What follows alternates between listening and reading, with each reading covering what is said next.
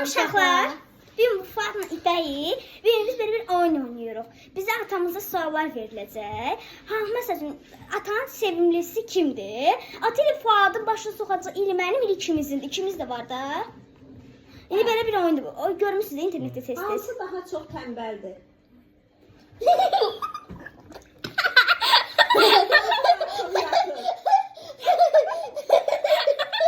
Hansı daha çox sakitdir? Hansı daha çox yuxarıdır? Hansı pintidir? Hansı daha çox əsəbidir? Hansı daha çox danışır?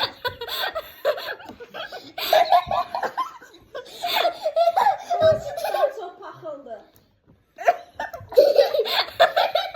Hansı daha çox şüvəndir? Şu ben ne demek? Hansı daha çox tülküdür? Hansı daha çox təmizdir?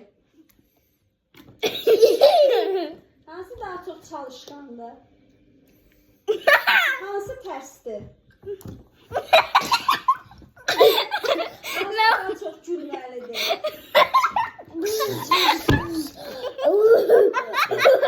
Hansı çox yemək yeyir?